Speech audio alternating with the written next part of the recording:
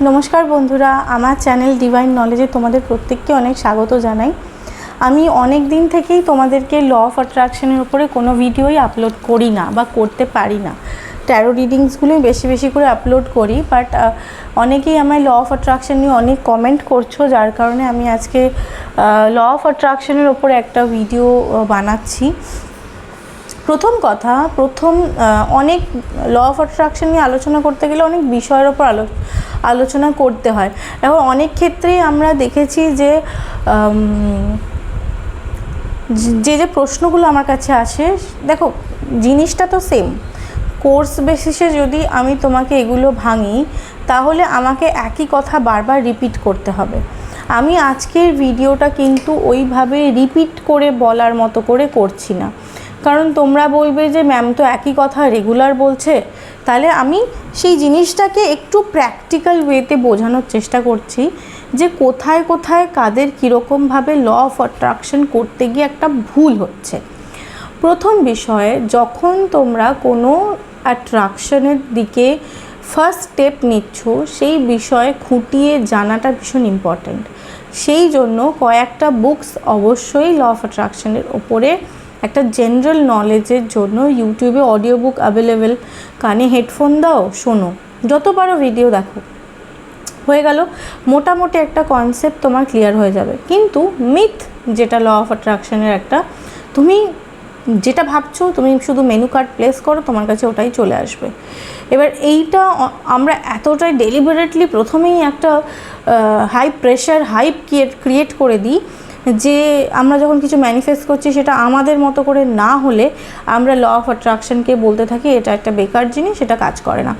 But ইউটিউবের পিছনে আমার ভিডিওসগুলো তোমরা দেখবে, সেখানে কিন্তু তোমরা আমার ভিডিও দেখলে বুঝতে পারবে যে রেগুলার বেসিসে অ্যাট্রাকশন তোমাদেরকে কিভাবে হেল্প করতে পারে, যেটা আমি নিজের লাইফে করেছি এবং আমি আমার এক্সপিরিয়েন্স শেয়ার করছি। আমি কিন্তু কোনো সার্টিফাইড কোচ নই বা একটা এইসব জিনিসের আমার মনে হয় না সার্টিফিকেশনেরও কোনো কাজে লাগে, বিকজ এই জিনিসটাই সম্পূর্ণ এক্সপিরিয়েন্সের উপর ডিপেন্ড করছে যে তোমরা কি জীবনে এক্সপিরিয়েন্স করছো। তোমার লাইফের লাইফস্টাইল আলাদা হতে পারে, তোমার চাহিদা আলাদা হতে পারে, অন্য একজনের লাইফস্টাইল আলাদা হতে পারে, তার চাহিদা আলাদা হতে পারে। তো সেই ক্ষেত্রে তোমার এবং অন্য কারোর দুটোরই কিন্তু কোনোভাবেই সেম রেজাল্ট বা সেম জিনিস হবে না, সেটা সবসময় ডিফারেন্ট হবে। এবার হচ্ছে কথা, আমি ধরো ডিসাইড করলাম যে আমি ল অফ অ্যাট্রাকশন শুরু করব।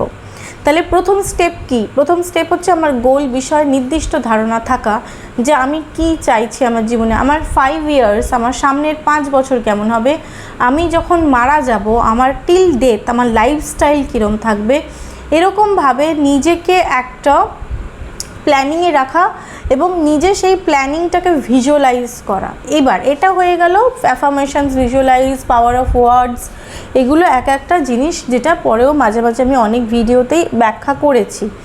বাট আমি এখানে তোমাদের একটা এক্সপিরিয়েন্স শেয়ার করছি। আমারই এক স্টুডেন্ট যে আমার কাছে ল অফ অ্যাট্রাকশন শেখে, সে আমাকে কালকে একটা স্টোরি শেয়ার করলো।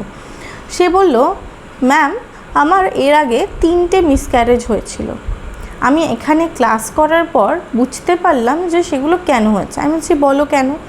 বলছে যতবার আমি কনসিভ করি আমি মিসক্যারেজ হওয়া আমার বন্ধু বান্ধবদের গল্পগুলো শুনেছিলাম এবং আমি ইম্যাজিন করতাম যে সেটাও আমার সাথে হচ্ছে। লাস্টবার যেটা মিসক্যারেজ হয়েছে সেই ক্ষেত্রে তো আমার এক ফ্রেন্ডের এমন একটা ইস্যু হয়েছিল যেখানে 8ম মাসে এসে, মানে 8 মান্থসে এসে তার হার্ট ব্লক হয়ে গিয়ে বাচ্চাটি মারা যায়। এবং সেই সময় আমি যখন কনসিভ করি আমারও সেম সিমটমস ছিল। আমি এটাই ভেবেছি আমারও বোধহয় তাই হবে এবং সেম এক্স্যাক্ট তাই হয়েছে।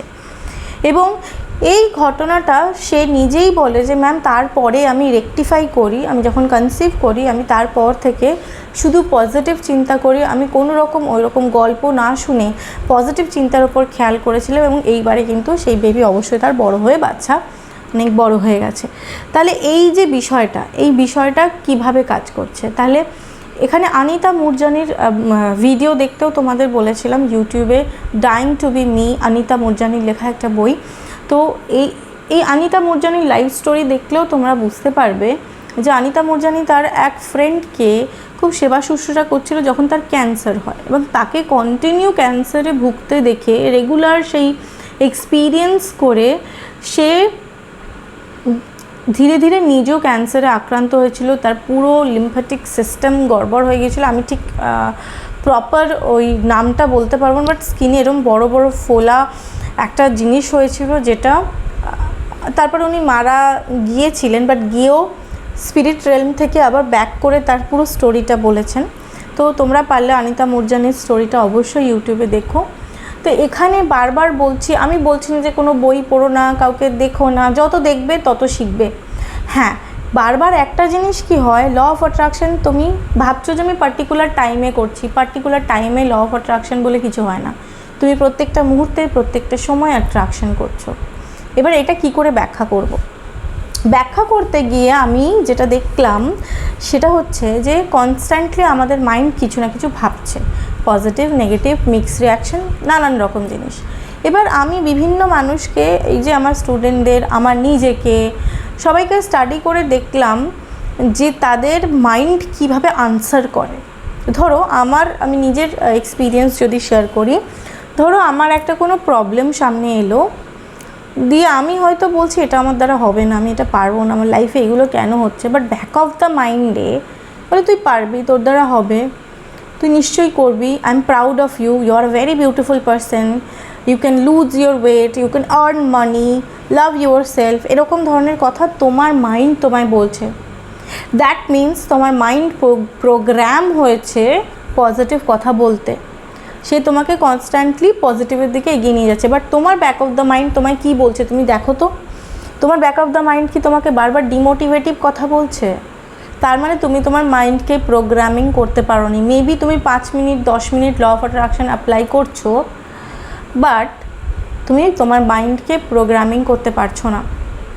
স্পিরিচুয়াল অ্যাসপেক্ট দিয়ে মেডিটেশন করা, রেকি করা, এগুলো তো একটা ভালো অবশ্যই, কিন্তু রেগুলার তুমি ঘুম থেকে উঠে ঘুমতে যাওয়া, সারাদিনের কাজকর্মের মধ্যে রান্না করছো, কাজ করছো, তুমি কী চিন্তা করছো সেটা ভীষণ ইম্পর্ট্যান্ট। তোমার হেলথ নিয়ে তুমি কী চিন্তা করছো, ভবিষ্যতে মেডিক্লেমটা করলে ভালো হবে, আমার যদি ক্যান্সার হয়, আমার যদি এরকম হয়, মেডিক্লেমে টাকা না থাকলে তুমি টাকা জমাও, তুমি মেডিক্লেম করো, কিন্তু সেটা ইউজ হবে কীভাবে সেটা চিন্তা করা তোমার দায়িত্ব নয়।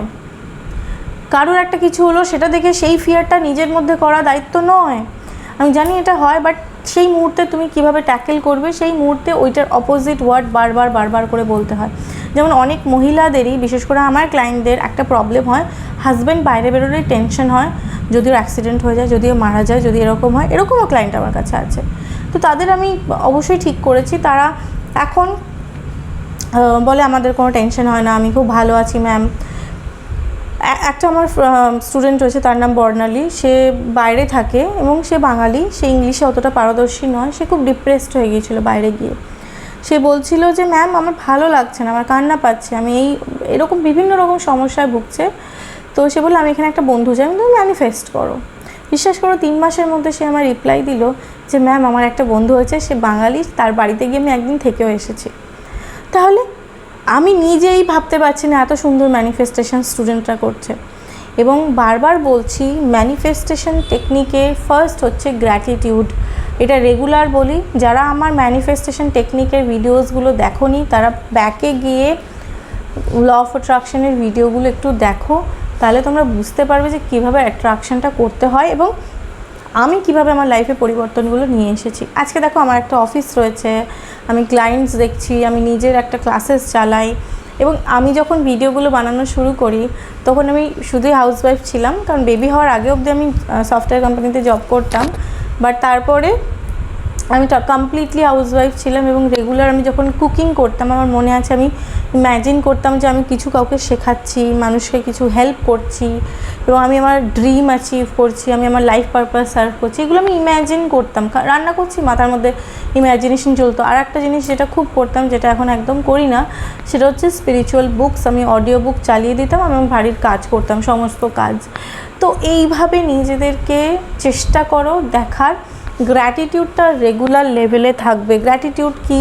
গ্র্যাটিটিউডের ভিডিও দেওয়া আছে। থ্যাঙ্কফুলনেস, ঈশ্বর যা কিছু দিয়েছে, নিঃশ্বাস, শরীর, আমাদের খাওয়া, আমাদের পড়া, আমাদের ডেলি লাইফে জিনিসপত্র যা কিছু হাতে টাচ করছো, B grateful for that, B grateful for everything world যেটা তোমাকে দিচ্ছে। এই যে তুমি রাস্তায় বেরোচ্ছ, এতগুলো মানুষকে দেখছো, একদিন চোখ বন্ধ করে কাউকে না দেখলে কেমন লাগবে? যার সাথে তুমি ঝগড়া করছো পরদিন শুনলে সে মারা গেছে, তার প্রতি কি তোমার রাগ হবে? এই যে একটা অ্যাফেকশন, এই যে লাভ, এই যে পৃথিবীটা লাভ দিয়ে গঠিত, সেই লাভ তরঙ্গকে, সেই ফ্রিকোয়েন্সিতে তোমাকে যদি আসতে হয়, তাহলে গ্রেটফুলনেস প্র্যাকটিস করতে হবে। আমরা খুব তাড়াতাড়ি সব কিছু সলিউশন চাই, মনে হয় যে সব কিছু আমার তাড়াতাড়ি হয়ে যাক। যেমন ম্যামের হয়েছে 2 বছরের মধ্যে 2খানা বাড়ি হয়েছে, সবার সব কিছু সবভাবে হয় না।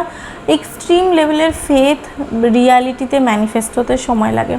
আমার হাজব্যান্ডের সঙ্গে আমার রেগুলার এটা নিয়ে তর্কই হয়ে যেত। আমি বলতাম যে এই বাড়িটা এরকম হবে, এটা এরকম হবে, এখানে দোতাল হয়ে যাবে, এখানে হয়ে যাবে। তো বলতো হবে কোত্থেকে, তুমি কি ইম্যাজিনারি একটা কথাবার্তা বলছো? আমি হলে তুমি আমাকে বলবে। বাট মানে ওর ট্রাস্ট লেভেলটা বেড়ে গেছে আমাকে দেখার পর থেকে, এবং আমরা দুজনে মিলেই সব কিছু করেছি। তার জন্য আমি খুবই গ্রেটফুল ঈশ্বরের কাছে। বাট এই যে একে অপরের প্রতি একটা, আমি জানি এখানে অনেক পার্সন আছো যারা তাদের রিলেশনশিপে হ্যাপি নেই, যারা মনে করছো যে আমি একটা খারাপ রিলেশনশিপে রয়েছি।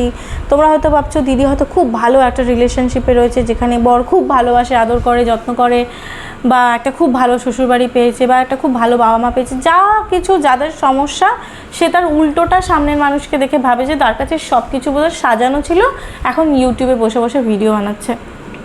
বাট লিটারেলি আমার লাইফের স্টোরি যদি তোমাদের কোনোদিন আমি শেয়ার করি, তাহলে একটা বই হয়ে যাবে, এবং তোমরা ভাববে যে আমি ওই জায়গা থেকে এই জায়গায় এলাম কী করে, আমি সারভাইভ কী করে করলাম।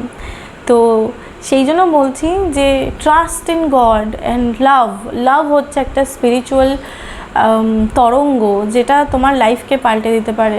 একটা সময় মর্নিংয়ে ওঠো, be grateful for everything God gives you, like your hair, your skin, your complexion, তোমার খাওয়া, তোমার পড়া, তোমার বাচ্চা, তোমার স্বামী, তোমার সংসার, তুমি নিজেকে সেলফকে প্রচণ্ড বেশি ভালোবাসতে আরম্ভ করো।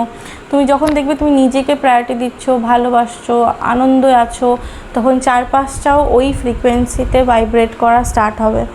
এবার বিভিন্ন অ্যাসপেক্টে বিভিন্নভাবে ম্যানিফেস্টেশন হয়, স্ক্রিপ্টিং করতে হয়।